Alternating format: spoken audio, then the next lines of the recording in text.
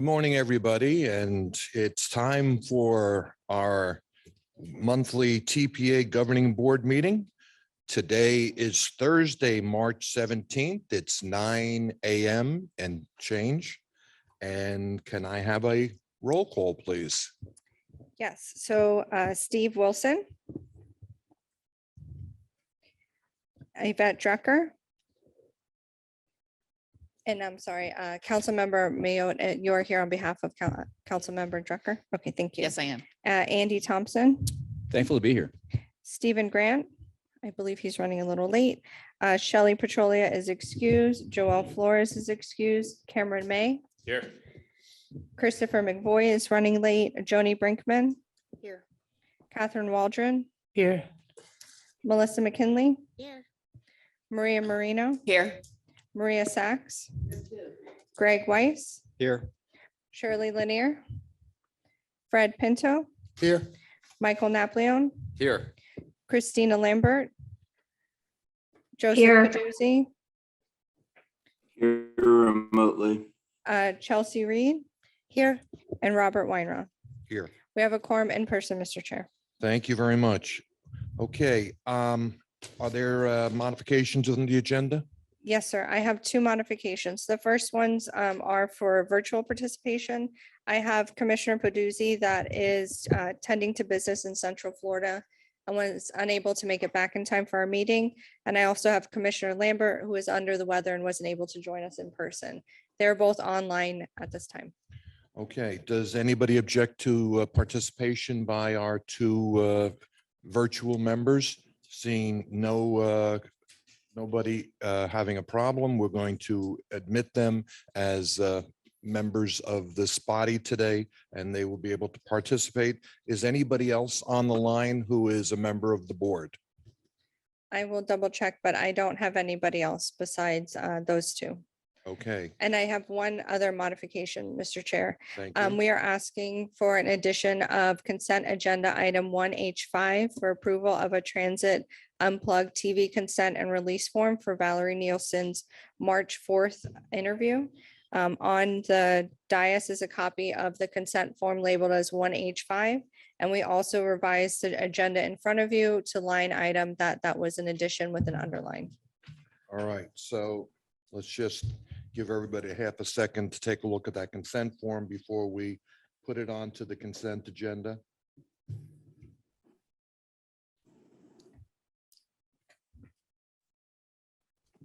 All right, what we're going to do before we get to the consent agenda is we're going to do a special presentation.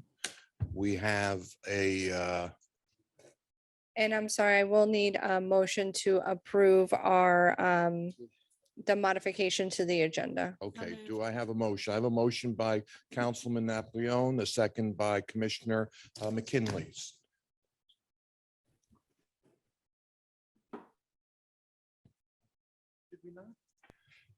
I have just been pointed out to me that I forgot the Pledge of Allegiance and I forgot the invocation. So that's because Mayor Wilson's not here. He's thrown me off. So I was going to ask Mr. Thompson to do it, but Commissioner Marino, we'll give you a shot and then I will do the pledge. Everybody, please stand.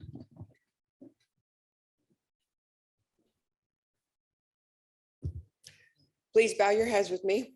Let us pray silently together, each one of us according to our beliefs. Let us offer thanks for the blessing of fellowship around us. Let us be a source of hope for those in need.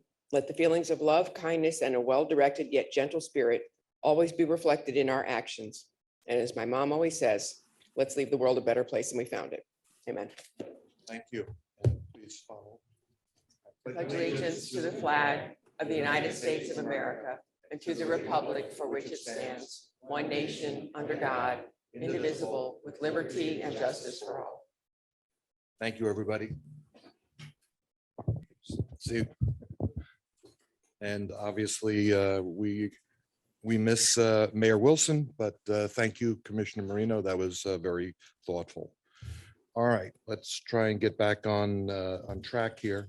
Move to approve the appended agenda.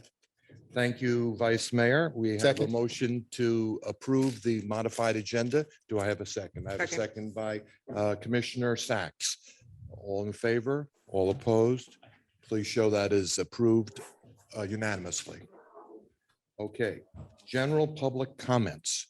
Do we have any general public comments, Margie? Not at this time, Mr. Chair. Okay, we're back on track. Time for special presentation. Yes. As you know, it is Bicycle Month. And some of us actually came here about a week ago and had a very easy ride around town. And I thank our interim executive director for making it a very pleasant trip. I'm going to read a proclamation that has been signed by yours truly and our vice mayor, vice chair, Reed. And it says, whereas the state of Florida and Florida Bicycle Association recognizes March officially as Florida Bicycle Month, and the Palm Beach Transportation Planning Agency, TPA, will recognize it locally. And whereas the Palm Beach TPA collaborates with the Florida Department of Transportation, Palm Beach County PalmTran, its municipalities and other stakeholders to encourage bicycling as an alternative form to transportation. And whereas the Palm Beach TPA has set a target of 0 bicycle related fatalities and serious injuries. And whereas Palm Beach TPA plans, prioritizes and funds bicycle facilities that improve safety for its constituents. And whereas through these efforts, Palm Beach County now has over 255 miles of designated bicycle facilities with more than 600 miles of additional bicycle facilities planned, and will continue to promote a connected network of improved bicycle level service. Now therefore be it proclaimed by the governing board of Palm Beach Transportation Planning Agency, assembled in regular session this 17th day of March 2022, that the month of March 2022 in Palm Beach County is hereby proclaimed Florida Bicycle Month. Yay. As promised, we're going to have our class picture. So will everybody come on up front here, and just in time for Mayor Grant to join us. Mayor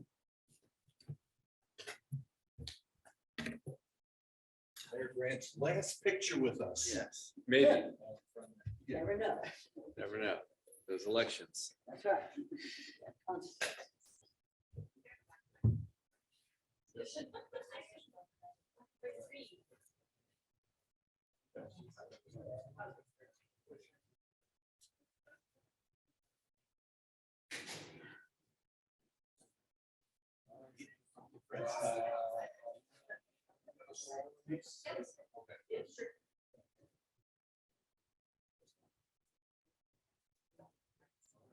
Very good.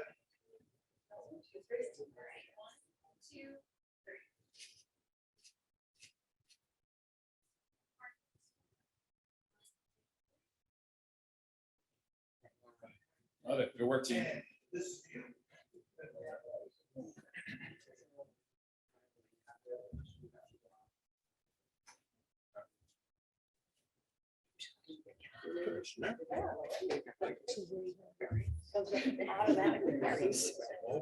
morning.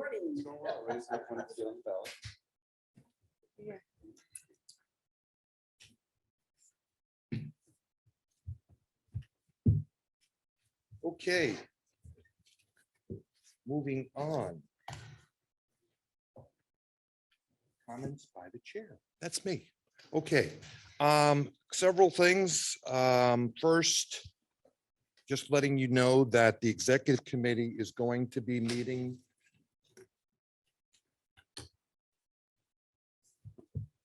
Okay.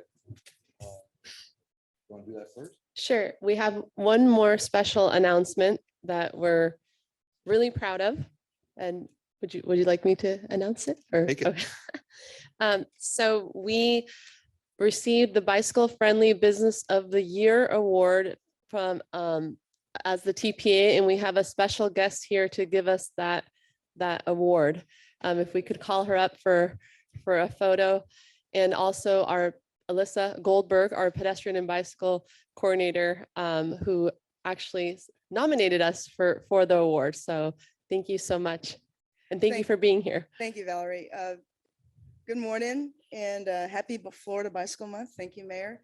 Don't get too comfortable. There's probably another opportunity to get up and take another photo. My name is Becky Afonso. I'm the Executive Director of the Florida Bicycle Association. FBA is a membership-driven 501c3 nonprofit whose mission is bicycling education and advocacy. So this morning, it is my pleasure to present the Palm Beach Transportation Planning Agency our 2021 Bicycle Friendly Business of the Year Award.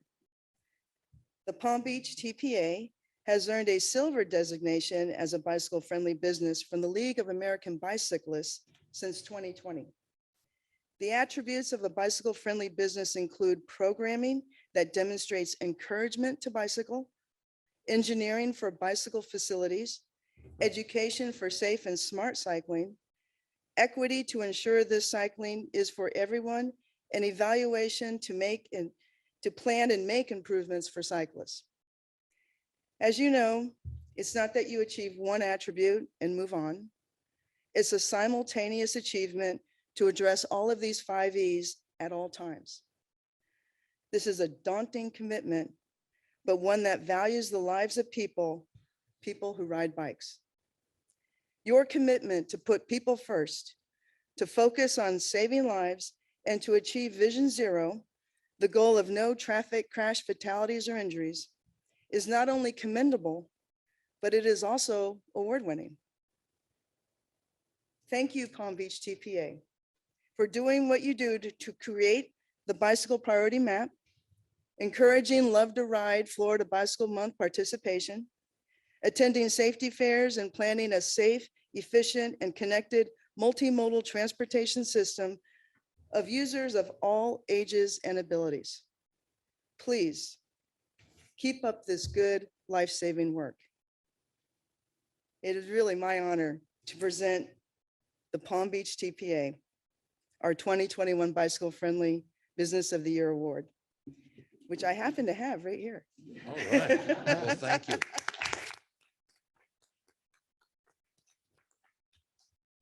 Now, the baton's a different matter. This is just something where instead of passing the baton, we actually do photo ops with the baton as a partner in safety, education, advocacy, and saving lives. So that's why I have the baton. I didn't expect anybody to get out of hand, but. All right. Why don't we just do this with the chair, vice chair? And the thing? Yeah.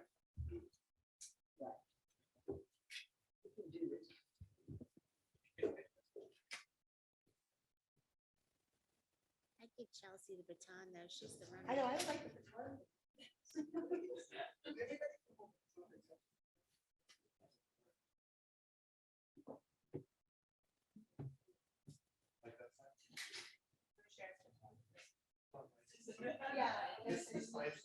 Somebody writes a really good nomination.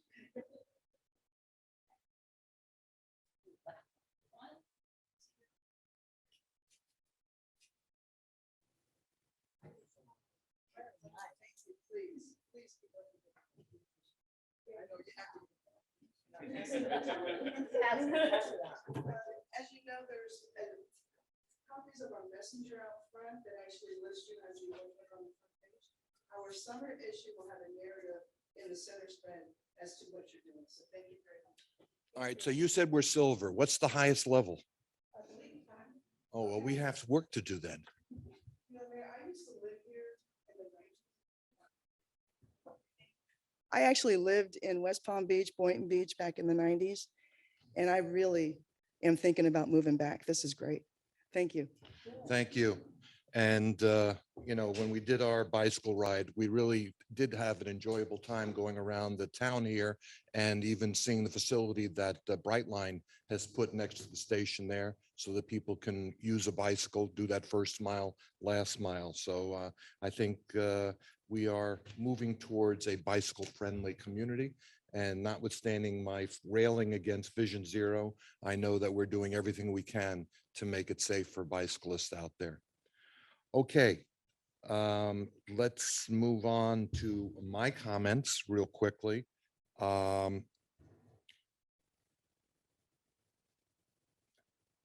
let's see. Yeah, we're going to have an executive committee meeting on March 28th. That's going to be open and public. So anybody who would like to come and watch, it'll be also available online. I think the executive director is going to allude to that as well. And we're taking a field trip tomorrow. A number of us, we're going down to Miami. I'll also allow Valerie to give us a little bit of an update on that. And another field trip down to Dallas next week for a seminar on transportation. So I'm going to be traveling a little bit. That's all I have for right now. Oh, one other thing, just to update you, as you know, we're doing a search right now for a for a executive director, obviously. Valerie's our interim. I wanted to provide you with an update. The firm that we've hired has undertaken the task first of getting a job description, which I guess is a good thing. They're working on getting that approved. They will be distributing that to the full board when they have the final job description. And that process continues. Hopefully within the next month or so, we should have a final report from the executive search firm, and then we can take up the issue of a permanent replacement to Mr. Uren. At this time, I invite any board member who has any comments to Commissioner McKinley. You are recognized. Yeah, just a quick comment. I spent a couple weeks up in Tallahassee at the end of session and quite an entertaining circus to witness as always. But one of the bills I was up there to follow was Senate Bill 160. And that is traditionally a transportation designation. It was originally filed as a transportation designation bill, and it ended up becoming the train bill for a lot of other transportation related issues, but it did pass and it should be on its way to the governor. And one of the items in there that I was focused on was the renaming of a portion of State Road 715 in Pahokee after two fallen Palm Beach Sheriff officers, Deputies Donta Manuel and Jonathan Wallace, and that did pass. And just want to say on the record, thank you to Tina Polsky, Gail Harrell, and Kelly Skidmore, our delegation members, for getting that bill passed. And thank you, Commissioner, for your efforts in that regard as well. Thank you. Anybody else? I don't see any signs raised. Yes, Commissioner Mayotte. Thank you, Mayor Weinroth.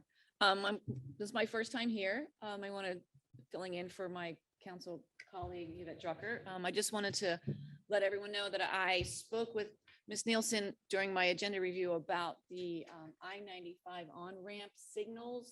I know that's not our purview, that we are not, it's an FDOT project, but they have been recently turned off, the ones on Palmetto Park. And so Ms. Nielsen has kind of put out the feelers to see about why they were turned off, where are they going to be installed in other places in Palm Beach County along I-95. So I just wanted to give you all a heads up to let you know that these could possibly be coming. I don't know why they are so important. They've been in Miami-Dade County, sorry, for decades, and I've never seen them on. So I just was trying to get a feel for what are the purposes of these signals. They seem to be, at least on Palmetto Park Road, where we have one now, that the traffic backs up onto Palmetto Park as we're trying to, because there's so much traffic on 95 that it's not allowing traffic to flow as it would normally. Anyway, so I just wanted to give you all a heads up on that Ms. Nielsen is getting some more information on that for us. So thank you very much. And Chair, I do have John Crane from FDOT District 4 with his hand raised. I believe he wants to address the council members' comments. Hi, good morning. My name is John Crane. I'm the District 4 Planning and Environmental Administrator. I don't have an answer to all the questions that Valerie put out. I'm seeking to get those before the end of the meeting. But just to kind of address your initial, why are we installing them and how do they function? The purpose is to regulate the density, right, of that traffic in the outside lane, the lane closest to the ramps.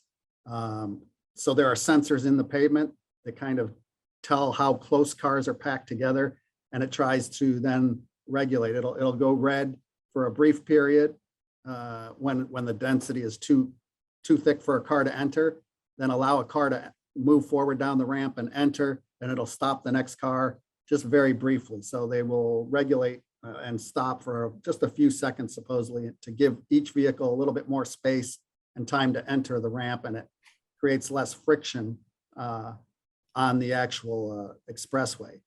We have a process to install them all up and down I-95. They're almost installed throughout Broward, and we're just starting to install them in Palm Beach. When they turned them on, there was a lot of backup on the arterial cross streets from the left turns, entering the ramps and the right turns, so they wanted to do a little bit more assessment. They're working with Palm Beach County, traffic engineering, who regulates the signal system, to try and see how they can better accommodate traffic. So I will get answers to the rest of the questions that you posed to Valerie, and we will get you those answers. But I wanted to just give you that initial feedback. Thank you. Does anybody have any other further comments on that issue? All right. Any other raised hands on virtually, Margie? No, Mr. Chair. Okay. I do have that Commissioner Waldron has her 10 card up. You are recognized. Thank you. This is more of a, I guess, a statement, but I know that the Treasure Coast Regional Planning Committee, I think, is going to be having meetings about the rail crossing issues, which is a real problem, and the port sort of in the middle of it because the trains come into our port, obviously. I just wanted to reach out and see if I could be part of that or what the status is, because it's a big problem. As you know, people up in Riviera Beach trying to cross over Blue Heron and 45th Street can get stuck for over 45 minutes. And part of the reason is because it comes out of Jacksonville and it's leaving later, so it's hitting right at rush hour. And it's a much longer train because they don't have the employees to carry more, do more trains. So they put it's very long. So it's a real problem. And then it stops at our port and causes a lot of problems. So I just wanted to let you know that we're very interested, in as much as we can participate, we'd like to. Okay. I don't see any further comments from the board. So Executive Director or Interim Executive Director. Thank you, and good morning, everyone. And just to Commissioner Waldron, Kim Delaney from Treasure Coast did reach out to me regarding potentially the TPA helping to facilitate the conversation between the partners to try to advance or solve that issue. So we've scheduled the time to talk about it, so we'll keep you posted on next steps for that. Thank you, appreciate it. Yeah, and good morning, everyone. Welcome some of our new members that are here for the first time. Good to see you here. And happy St. Patrick's Day. Happy Florida Bicycle Month. Thanks to everyone who participated in our ride on March 11th. We had over 20 folks participate. It was a really nice ride. We got to preview the Brightline Bright Bikes that are now here in downtown. They actually launched officially this week. So if you are ever here and want to go on a ride, there's bike share now here in downtown. So that's very exciting. Good to see you, Mayor Grant. Again, a surprise, a treat to have you back. Thank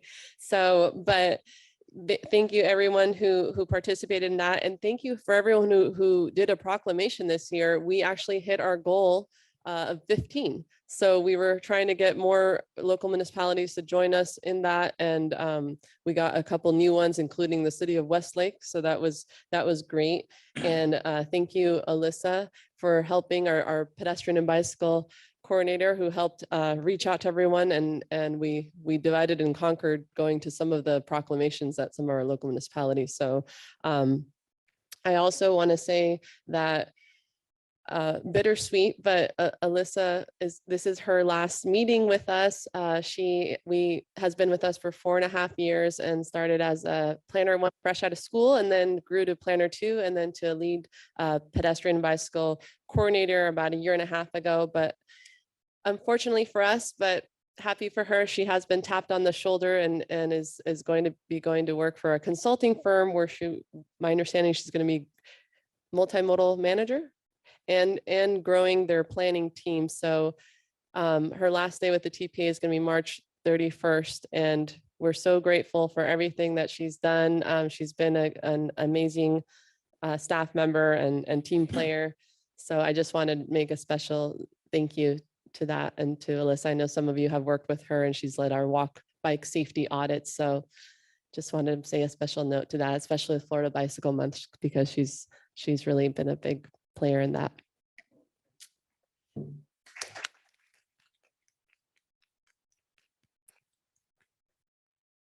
And Florida Bike Month's not over. So if you'd like to participate in Love to Ride with your municipalities, there's teams that are competing, some of them taking that more seriously than others. So if you want your city up there against some of the other ones here locally or your organization, log your miles. And if there's still events happening, so go to palmbeachtpa.org/walk-bike for more information. The mayor talked about our peer exchange that we're doing tomorrow. So this stemmed a little bit from the Safe Street Summit. Unfortunately, the mobile tours were scheduled at the same time as our board meeting in February. So I mentioned that to the Miami-Dade TPO who was hosting it this year.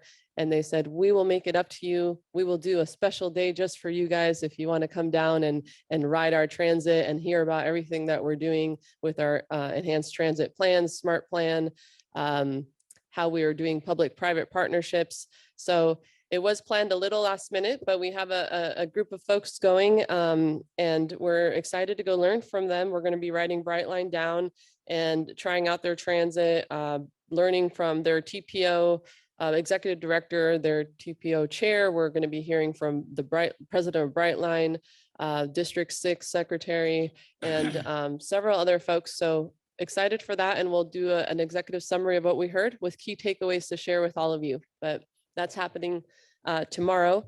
And the mayor and I are going, Chair Weinroth and I are going to Fort Worth, Texas for actually on Sunday we were invited to participate in a panel with Palmtran to talk about how MPOs, counties, and transit agencies can collaboratively plan the transit system, what we're doing, best practices that we're doing. And this is an executive summit for transit agencies and other planning agencies that plan transit. So we're excited to go to that. And related a little bit to that, the consent form on the walk-on was I participated in an interview for Transit Unplugged TV. They were doing a Florida episode asking, they interviewed Clinton from Palmtran, the president of Brightline, the CEO of Jacksonville Transportation Authority, and a few others about what's happening here in Florida in regards to transit and the future of enhanced transit plans. So I got to speak a little bit about the TPA and what we do. And so that's that media release form to be able to appear in that interview. So several things, exciting things coming up. The mayor already mentioned that there's an executive committee meeting happening on Monday, March 28th at 2 p.m., both in person and virtually. And we are also doing a panel event on mobility and economic development here at the TPA on Thursday, March 31st from 10 to 12. And that's more of an educational event, but we're hearing from Kelly Smallridge from the BDB. We're hearing from Jonathan Hopkins from the VP of Brightline Mobility. We're also hearing from Alex Esposito with Circuit, Rafael Clementin with the DDA, and Gopal with Related. So hearing from the public and private sectors about the economic development that we're experiencing, the desires for mobility options, and that's what that panel, it's more of a, we hope to do a speaker series on topics of interest. So that's kind of to kick it off, and it'll be here in person, but also you can just listen in via Zoom, and it'll be recorded if you miss it. And just a reminder that Action 6A from our strategic plan directs us to promote board member attendance at transportation conferences. So please check out our conferences page. And if you're interested in attending any of the transportation related conferences, let us know. We have them listed for the ones that we're aware of for this year. And lastly, our annual grant program application window recently closed, and we have on page 2 the applications that we received for this year for both our local initiatives program and our transportation alternatives program. The draft total requests are 20.86 million for local initiatives and 3.12 million for transportation alternatives, which is right around the actual funding that we have actually in those grant programs. So what's going to happen next is that staff is going to work with FDOT and the local applicants to vet these applications, make sure that they're doable projects and vet the costs. And we'll be bringing these back to the board, to the committees and board in July. We'll be scoring them, ranking them based on our adopted objective scoring, and we'll be bringing those back to you for approval and adoption in July. So this is the first draft of the applications that we received, and we'll be vetting those and bring them back to you. But we just wanted to share that with you for information, and we hope to work with our local municipalities and our partners on future grants and applications to get more of these in the future. Thank you. Thank you very much. Any questions, anybody? Anybody online looking for some information? No, Mr. Chair. Very good. Okay. Thank you, Valerie. All right, it's time for our consent agenda. I gave you a lot of time to read this media release. Does anybody have any item you want to remove from the consent agenda? I'll take a motion to approve the consent agenda as submitted with 1H5 included. So moved. I have a Second. motion by Vice Mayor Reed, seconded by Commissioner Marino. All in favor, all opposed? That has been approved unanimously. Okay, now we have 3 action items. Our good friend Mayor Grant is going to be sworn out of office any minute now. Any minute. They're going to be swearing at him when he gets back to Boynton Beach. So because he is leaving his elected position, we need to have a substitute for his participation on the Transportation Disadvantaged Local Coordination Board. Easy for me to say. We're going to take nominations now for an elected member who would like to be on that board. So you can self-nominate anybody who is interested in the position. Vice Mayor Reed. I would actually love to nominate myself for this. I've recently completed a lot of continuing education in inclusive ethical leadership and diversity, equity, and inclusion, and it would line up with my pursuits. And I've watched Mayor Grant several times do it, and it would be an honor to take his place. Okay. Anybody else who would like to either self-nominate or nominate someone else? I'm seeing nobody else race to this great position. I'll take a motion to appoint. Motion to appoint by Commissioner Sacks, seconded by Commissioner Marino. All in favor, all opposed, unanimously approved. Vice Mayor, Vice Chair, you are now our representative to Transportation Disadvantaged Local Coordinating Board. Say that 3 times fast. Okay, very good. Mayor, we did have just, I think, 3 slides to tell you a little bit more about this committee. If anyone's interested, Alyssa can tell you about it. If not, you can reach out. I We think can we're tell- ready to move We're good? on. Okay. In my attempt to make sure that we have these meetings over by 11 o'clock. All right, now we go into the second one, which is a representative on the South Florida Transportation Council. Just as a matter of information, normally this is a position that is the chair of the 3 MPOs, both the Miami-Dade, Broward, and the Palm Beach. As you know, we left in place Mayor Pinto. It has been suggested that this might be more appropriately a position that the chair occupies. I am going to leave it to this board to make a decision whether we want to make a change. So I'm going to open nominations for the representative to the South Florida Transportation Council, Mayor Grant. So I actually went to a CEFTEC meeting and I was told that I was the first non-person that had to be there. You're a person. No, I'm sorry, first person that didn't have to be there that was there. And Yeah, so no I one do. goes to those. Yeah, and so with that, if the chair, Mayor Weinroth, is willing to accept a nomination, I would like to nominate him. I accept your nomination. You need a second? Oh, okay. Okay. Any other nominations? Seeing no further nominations, I'll make it a motion to appoint. I don't need a second. All in favor? All opposed? I will show that is unanimously appointing me. I thank you for the honor. Okay, now, moving on to item C. Do you need to change the She beat me alternate? to it. I was going to mention, are we changing our alternate delegate, which is I'm currently sorry, Commissioner yes. Marino? Our alternate right now is Maria Marino. I see no reason to make a change on that, but again, I will entertain any nominations if anybody would like to. Commissioner, wow, McKinley.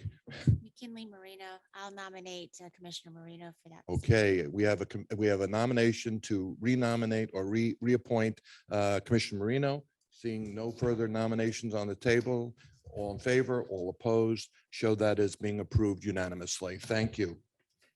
Okay, now on to the representative for the MPOAC. This has turned out to be a problem for me because it is conflicting with the zoning meetings of the Board of County Commissioners, which also conflicts Commissioner Marino. So I think that it's most appropriate that we reopen this and have two new people appointed to this board so that there's a better opportunity for participation. The next meeting, by the way, in case you are thinking of being nominated, is April 28th, and then comes July 28th. These are quarterly meetings. They are in Orlando. You are reimbursed for your travel. You can make it a one-day trip. You can make it an overnight trip and go to Disney World, whatever makes you happy. So I'm going to open the floor for nominations for the representative for MPOAC. Yes, Mayor Pinto. Yes, I'd be interested in that role, serving the board. Okay, Mayor Pinto has placed his name in nomination for the position. Is anybody else interested in the MPOAC spot? Don't all rush to. Well, I did enjoy going in your steed, but I just put myself out there for another board, so I don't need it. All to right, be me, well, I but if no think one we're else going to is have offering- we're going to have a designated appointee and an alternate. So let's take the designated appointment first, and then we'll take the designated alternate. All in favor of nominate or appointing Mayor Pinto to this position? All against or opposed? You are appointed unanimously, Mayor Pinto. Thank you very much. Now going to the alternate, I am going to take that as a nomination of Vice Mayor Reed. Any other nominations? Seeing no further nominations. No. Yes. So, I wanted to be, I was putting my name in for the alternate, so that's a different thing. excuse me, I would state that we would nominate Commissioner Waldron as a second alternate, just in case that the fourth Wednesday of the month, something comes up. And again, because of the travel related, I think it's appropriate to have two alternates on this, and that works for me as well. If there's no objection from the board, all in favor, all opposed. So we'll show Vice Chair Reed as the first alternate, and Commissioner Waldron will be the second alternate. And we should now be well represented up there. Thank you, Mayor Pinto, for submitting your name into this. Okay, that's all our action items. So anybody who has other places they need to be, you are now released. Let's move on to information items. Executive Director, would you please introduce the item? Sure. Our first information item is our draft fiscal year 22 to 23 Unified Planning Work Program. Matthew Kama, our CFO, will be presenting this information item. Known affectionately as UPWUP. The UPWUP. Good morning, ladies and gentlemen. I'm going to do my best to restrain the acronyms. You've probably seen in the document, it's very acronym heavy, but I'll do my very best to be clear on that. And again, this is for fiscal year 23 and 24.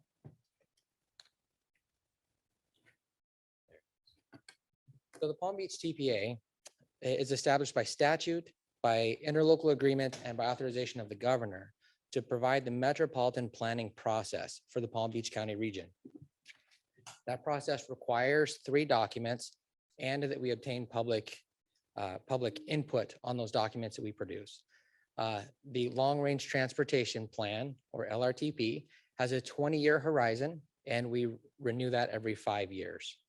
The Transportation Improvement Program has a 5-year horizon, and we renew that annually each year. And then the Unified Planning Work Program, or UPWP, we renew that or every 2 years is that cycle.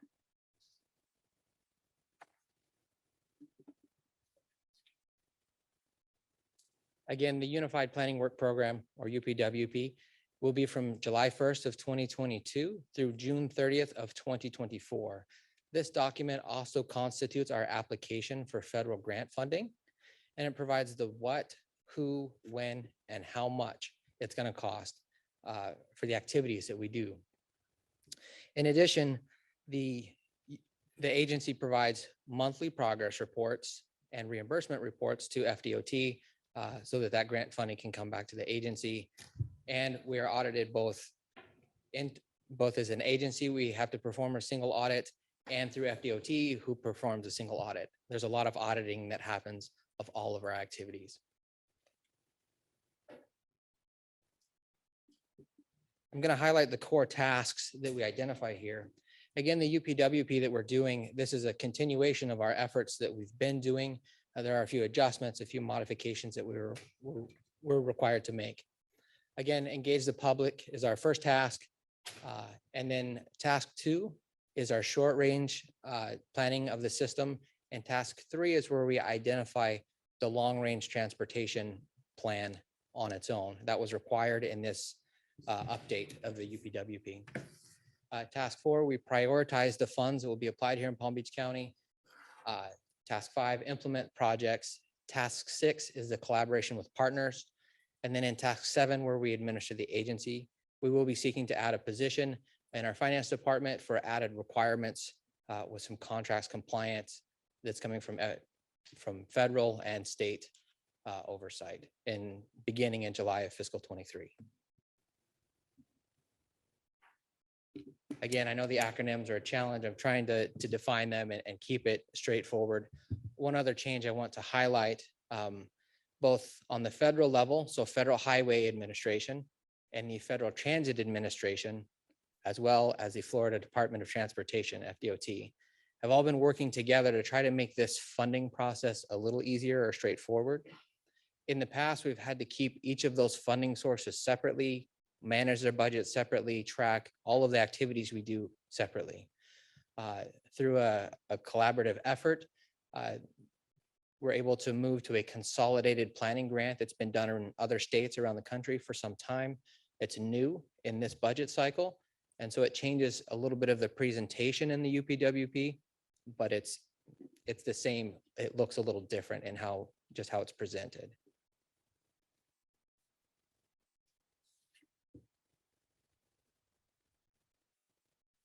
I do want to highlight our sources of revenue, how we really fund the agency. Again, the Federal Highway Administration, or FHWA, the Federal Transit Administration, or FTA, the CTD, or Commission for the Transportation Disadvantaged, and then our valued members here on the TPA board who provide member dues that we use for additional engagement and resources as we serve Palm Beach County. Our revenue, our budget in fiscal 23 is 4.97 million, and in fiscal 2024 will be 4.78 million. We do operate within our budget constraints. Can you explain that drop? Yeah. Can you restate that question? Yeah, I just, can you just explain the drop of like $200,000 in the two budgets? Oh, yes. Now I understand. So in fiscal 2023, we're going to experience additional funding related to the new infrastructure investments coming from the federal level. And those would have applied to fiscal 22, but they won't show up yet, or they can't be applied to our current budget. So they're going to be added to fiscal 23, that first year of the new cycle, but they won't be there in the second year. So that's why year one spikes a little bit, but it settles back down in year two. Very good. Thank you.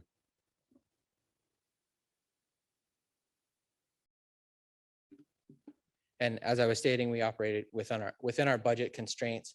We have a separation of activities. We have grant funded activities, those things which are eligible for federal grant reimbursement. And we have to keep those separate from other activities that we might do locally to really enhance and get additional public engagement and make sure this board and agency can be as effective as possible. Again, our expenses for fiscal 2023 is 4.97 million, and in fiscal 2024 will be 4.78 million.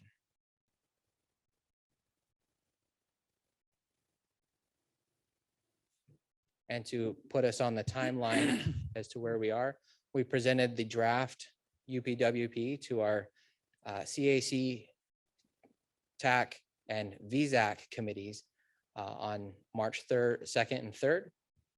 We have submitted this draft to FDOT, and then we're sharing it with you today so that we can take your comments and any feedback. We would incorporate that, and then we will bring it back to you in May for adoption. Once it's adopted by this agency, it goes to FDOT and FHWA for their approvals so that we have an active budget cycle beginning July 1st.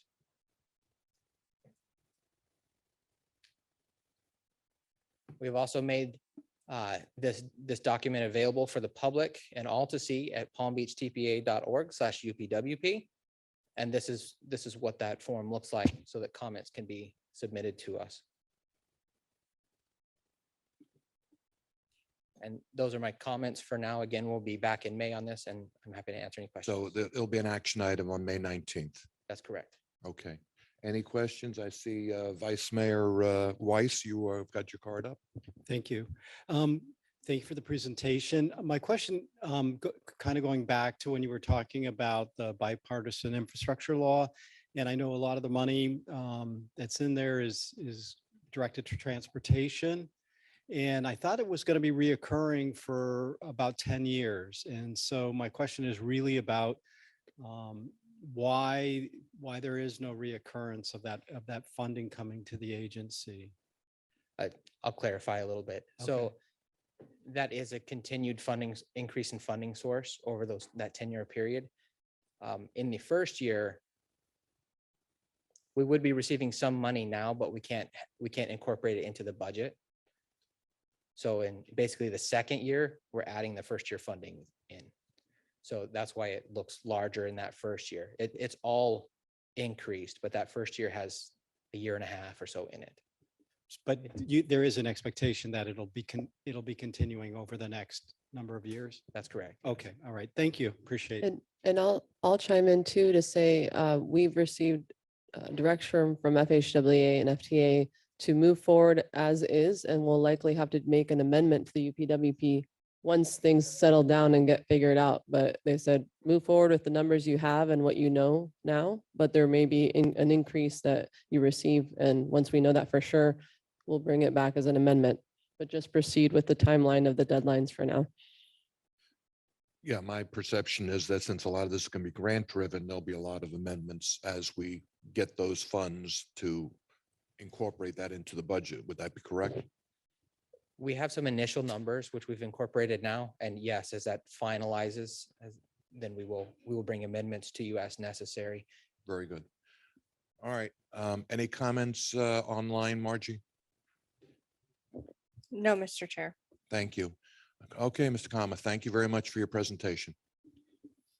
Okay, moving right along. Wrong way direction on I-95. That's not a very pleasant thing to even think about. So let's have a presentation by FDOT. Good morning, Chair Weinroth and Vice Chair Reed and the board members. My name is Thomas Miller, and I am a traffic safety specialist for FDOT in District 4. And I am here with Anthony Mendoza, who's a project ITS Project Manager for Eland Consulting, and we're going to explain how the I-95 wrong way driving detection system operates and helps improve safety. Mr. Mendoza will first speak about the device, and then I will speak briefly about how the ramps were chosen and prioritized.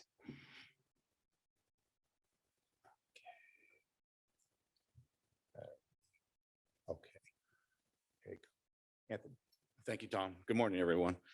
First, the wrong way detection devices that are being installed on the off-ramps along I-95 are designed to detect vehicles that are going up the wrong way and then trigger lights to alert the drivers so that way they can correct themselves if they're unaware of their actions. The third step is that these alerts are sent to the TMC so they can notify law enforcement officials, as well as alert other drivers by posting them on the electronic DMS message signs throughout the highway systems.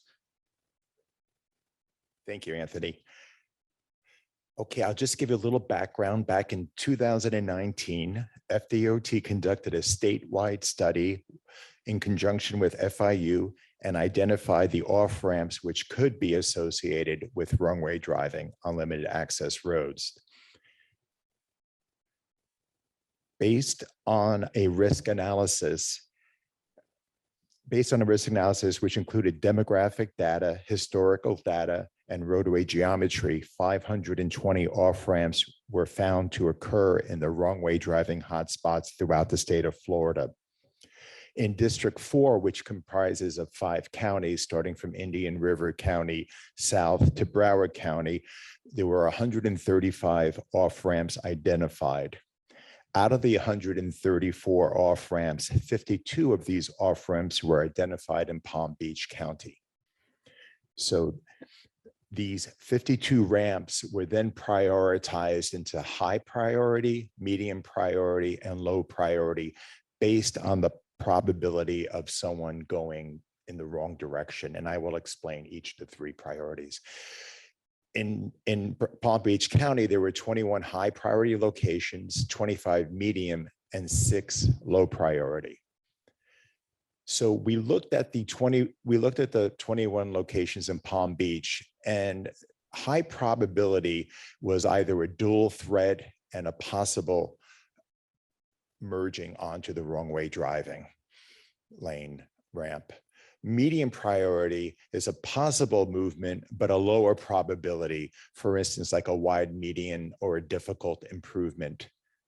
And low priority was unlikely or an impossible movement, like on a loop road. You would have to go over a median or go in a direction that isn't normal. So FDOT evaluated several countermeasures and found that the highlighted wrong way signs to be one of the most effective countermeasures to warn a wrong way driver entering motorist. The FDOT intends to expedite the deployment of this advanced wrong way driving countermeasure at the 520 ramps, with deployment at the remaining off ramps following closely behind. This wrong way driving initiative supports the FDOT's commitment to achieving 0 fatalities and serious injuries on the statewide system. And these are the locations specifically in Palm Beach. And our proposal right now are the highlighted in blue areas. And you can see that we have some that are high, some that are medium. The low priority ranks have already been addressed, and we will be attending to each of these. Do we have any data as far as which of these intersections actually have had wrong way entry onto I-95? We do, and I can get back to you with that. Thank you. Yes. They are very few, but they do occur. Are there any other questions from anyone? I mean, one of the things that came up in our last meeting was the fact that there was not enough warning for drivers on I-95 that someone had entered. Can you talk about what is being done proactively to warn drivers on I-95 that someone has entered? Yes. Way?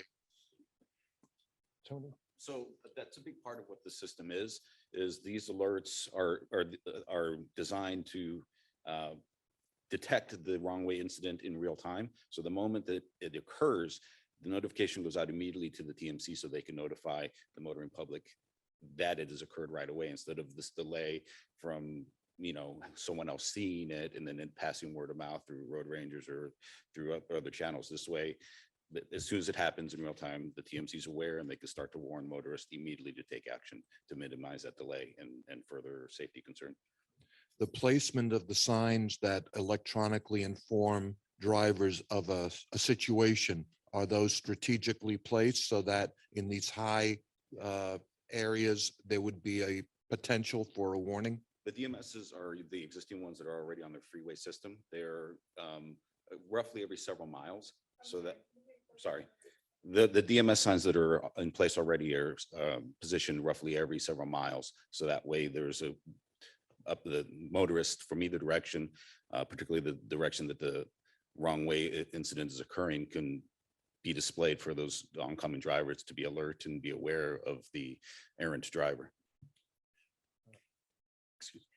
Can I explain what happens when a driver goes the wrong way? If they go on the wrong way up to the ramp, there are signs that say wrong way. And once they reach a certain part, they hit the lighted signs. And 95% of the people will then turn around, 97% will turn around. If they do continue on, FHP gets notified, our TMC gets notified, and then we do use the dynamic message signs to warn drivers on 95 that there is a wrong way driver. I'm assuming that the thought of putting some sort of a shredding device on the entrance ramp, that if someone was going the wrong way, going on that ramp, that it would be difficult to put a shredding device on to stop them. Right. Yes, I would say I can look into that for you. But right now our initiative is through the signing and the notification. Okay. Vice Mayor Weiss, I think you had your, okay. Commissioner McCoy.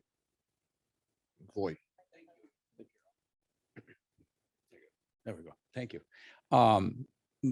Of course, this seems like a good thing for protecting lives and so on. What I'm looking for is a little bit more context in the big picture of accidents. Obviously, we all have approved Vision Zero and DOT is focused on Vision Zero. What I'm curious about is, can you give us some context in the overall world of traffic accidents, how big a chunk of this is, and then the same exercise with expenses. I'm sure this program has some expenses.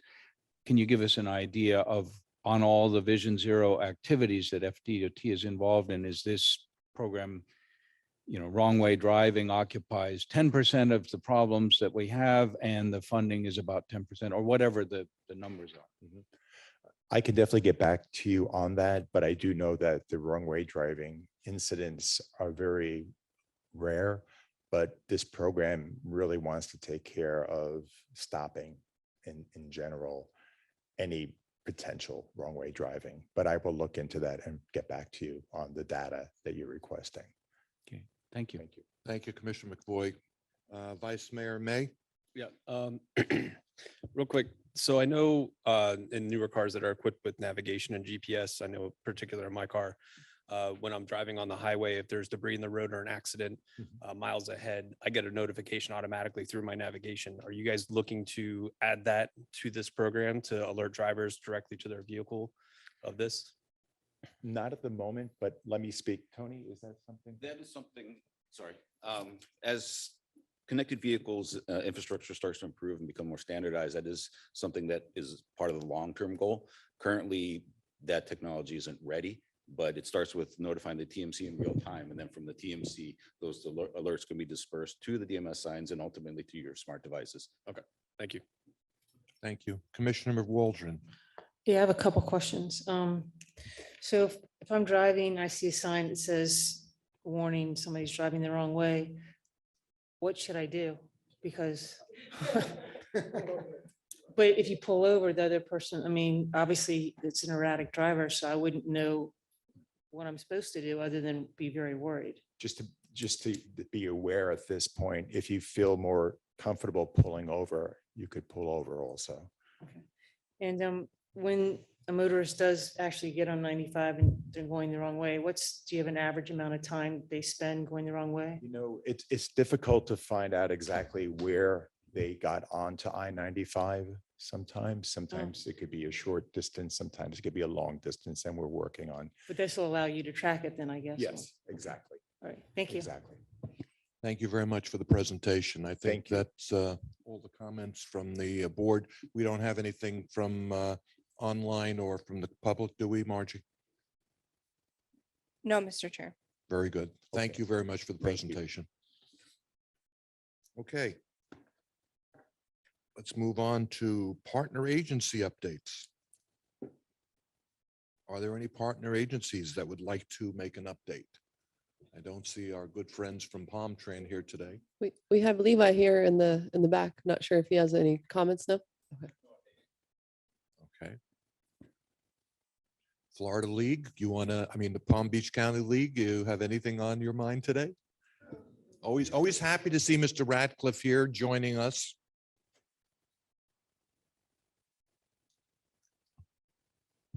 Yes, relative to, I guess it was last month, some direction, we pushed out all the information about Bicycle Week, and I met with your interim executive director. We're looking forward. And it's a partnership that's ongoing, so we have plans to continue putting that information out. And I tried to invite her, but she's going to be out of town next week. So we'll get her to a board meeting. So we have plans. We're always working together, but it's good to kind of get up here and renew that because it is a partnership. Thank you very much. We certainly appreciate your partnership. Can you have a copy of that presentation disseminated? I think it'll be interesting for people to be able to distribute it to their local municipal boards. Sure, we'll circulate that, and then also several of the questions and answers that we'll get back to you. We'll provide that information as well. Very good. All right, zipping right through this agenda. Let's see, administrative items. Do we have any public involvement reports or FDOT scheduling? Yeah, so the administrative items are in the backup. Let's slow you down Go just ahead. for a second, Commissioner McKinley. First, I'll follow up after her. I just was going to mention the administrative items are in the backup. If anyone has any questions on them, we can pull them up, but normally we don't present them. They're more of information items. So happy to talk more about them if anyone would like. Thank you. Commissioner McKinley. Yes, thank you. If somebody from FDOT can answer a question for me about their scheduling updates. The first question I have is, after almost 8 years on this board, what is a constructability plan? That's kind of a new term. We have Christine Fasiska from FDOT that looks eager to respond to that question. So thank you. Made this trip all the way up here. We'll give you a reason to be here now. Good morning. Thank you. Yes, Christine Fasiska, I'm the Transportation Planning Manager. So as our projects go through the design phase, we have different opportunities to do reviews. And about 75% when the plans are complete, we go through a constructability review. And we'll look at the cost estimate, the plans, the specs. And there's an opportunity for different input from different folks and reviewers. And then that gets us ready for bidability, our last phase to get it through to get design completed is then bidability. Okay. And then my second question, if you can answer it, under state road modifications on page 88 of the plan, the State Road 7 project, both legs of that, it indicates that the contracts are letting on March 30th of this year. So that's like in less than 2 weeks. I don't believe that contract has been advertised. So are you just letting the contract that was issued the first time be the one that you move forward in? Or do you plan on advertising that contract? I don't know the exact answer to that. My understanding is that that's still on hold, but I can double check to see if it's actually going to let. on those dates. I don't believe so, though, but I will double check. Okay, well, that's, all right, but then don't give us a report in here that says it's going to let on March 30th if it's not going to let on March 30th. If I can get an update on that today, that would be appreciated. And we've had recent conversations on that project. Do we know the answer to that, Andrew or Connor?